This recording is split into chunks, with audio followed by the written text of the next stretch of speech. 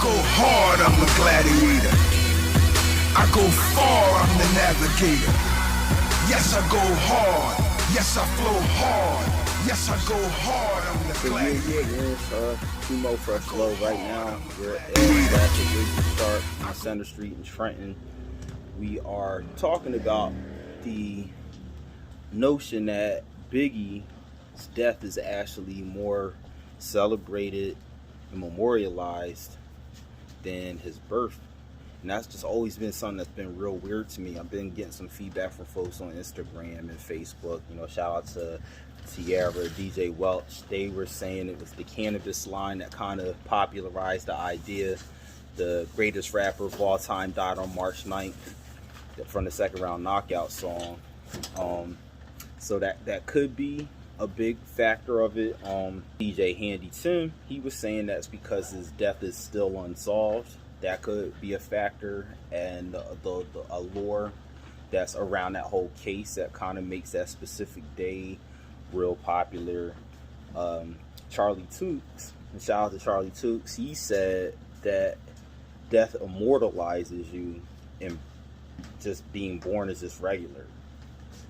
So you kind of took a different spin on it, and by saying like people, when I say you, I'm talking to Jock the Rock, aka Jahkim Muhammad, classic razor sharp, fresh flow, you know what I'm saying? And he said that we as a people are mentally dead. Could you kind of elaborate on that?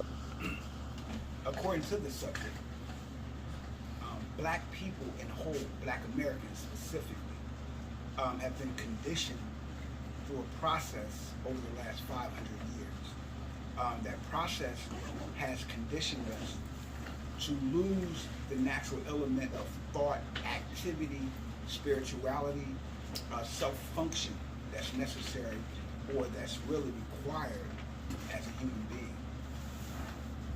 As a slave, by giving the condition that created a slave-like mind, we have lost the sensibility of being or loving or liking life. So we celebrate the dead because we're a mentally dead people. We don't see clearly, we don't speak clearly, and we don't comprehend or listen clearly. So having those deficiencies in your mental or your psychological makeup allows you to celebrate or interact with that which has been given to you, rather than making the decision or choice that a human being would generally or naturally make, or people would naturally make. Black people have been conditioned to a state of mental death and power by their oppressor, and it's by design. Proof or evidence of it is our history and our function and interaction with life versus death. Everything dead we recognize, everything dead we honor, everything dead we celebrate. Yet, people that are living, people that are not mentally dead, but have a full power over their lives, function on an actuality of life, meaning that they celebrate the living. When you celebrate the dead, you can't function amongst the living productively, responsibly, or to a point of advancement. You're always at the whim or the desire or the interest of those who are in authority over your present state. So black people, we celebrate Jesus. As a matter of fact, Jesus' death is coming up. According to the record, Jesus was killed, and we celebrated Jesus on Easter as celebrating his death. We call the day that Jesus was executed Good Friday. There's nothing good about dying, because dying is the end of life. The most valuable possession that a human or any living creature possesses is life. So to celebrate the activity of death only indicates the mindset of those that are actually dead. You find more value in death than you find in living. In America, we have this connotation of the only good Negro or the only good black man is a dead one. And we actually resonate that premise by interacting with these celebrations of death rather than the actual celebrations of life. We celebrate everyone that's dead, yet fail to celebrate those who are living. Case in point, we love Marcus Garvey, we love the Honorable Elijah Muhammad, we love Malcolm X, we love Medgar Evers, we love Martin Luther King, we love everyone that's dead, yet we have no celebrity for those that are living. The embodiment of Martin Luther King, Malcolm X, and those men are the black leaders that are present today. But we find no homage for them. We look at them based upon the instruction that's given to us by our oppressors, which is their direct enemy. So a dead people has more respect, more love, more celebrity for that which is dead versus that which is living, which gives you sustenance, which gives you purpose, which gives you advancement, which gives you promise, because it's actually a tangible, functioning entity within your life. However, if you're not controlling your life, if you've never garnered the intellect to direct your own life, you will only be sent back to that which you've been conditioned to, which is being dead. So I like to celebrate Big, Gemini season, like we did when he was alive. At the time, we would, roll one, spark one, set one for the season. The Gemini season, his born day is May 21st. He sets Gemini season off, as do two of my cousins and my brother who's on June 10th. So we've always celebrated the life or the birth of one when you're conscious of life. But when you're mentally dead, you find pleasure or ease in celebrating the dead, as if we had some authority over the life. Death is the opposite of living. Life is everything because it's all that we have. When you're dead, you're no more. A memory can be propagated by strategic marketing, strategic advertisement, or in this case, social engineering. Biggie was a very prominent figure in our society. He was a future leader of young black America at that time, and so was Pac.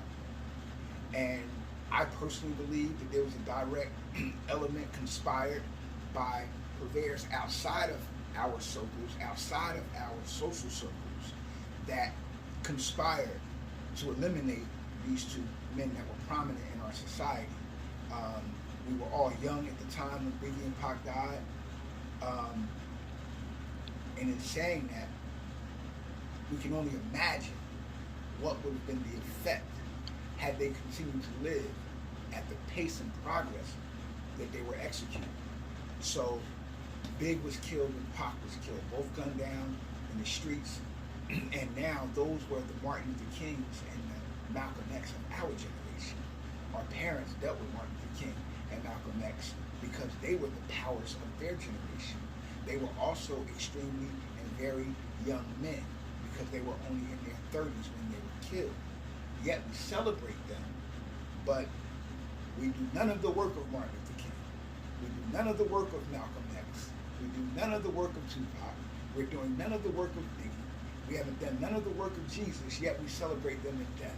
So how much do we really love or like them in our life now that they are dead? We can only like them in our life if we're mentally dead, because the dead and the living has no relation. The dead and the living has no interaction. Once one is dead, all of the living has been forgotten, and eventually the living forgets the dead. So, Biggie, love my brother. I'm one of the few people around the planet that actually has an actual history with my brother, and knew what type of person he was. The magnitude of his spirit and personality was serious because it was infectious. Anywhere you went and how you went around him, he was infected. It was just the love of a very wise, intelligent, skilled, talented, loving, well-educated brother.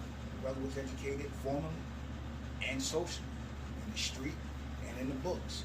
So we should be celebrating March 21st, especially rather than celebrating May 21st instead of celebrating March 9th. So I'm amongst the living, and I pray that we continue or begin as a people to celebrate the living, because to celebrate the dead yet don't advance past the platform that the dead has established for self before dying is really an incompetent mindset.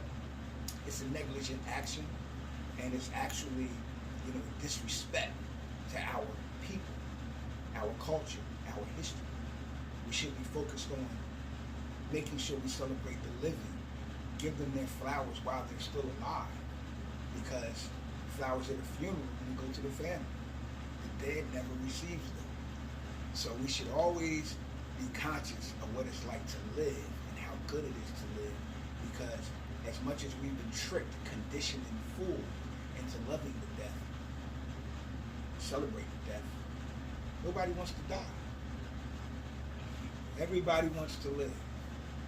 And that should tell you that the most valuable possession in this life is life. And life should be celebrated, and death should be honored and not celebrated. Honor is a recognition.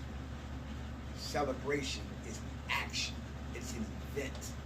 We should give him honor and recognition on the day that he died, but we should celebrate the fact that Miss Violetta Wallace was able to give birth to an incredible, gifted, talented, wonderful human being. And that's what we should be really focusing on, rather than the death of a human being. It's time that we start to live. Well, yeah, folks. I go hard, I'm the gladiator. I go far, I'm the navigator. Yes, I go hard. Yes, I go hard. Talk about this. No, it's ready to die. Now it's life after death. I go hard, I'm Talk a about it. gladiator.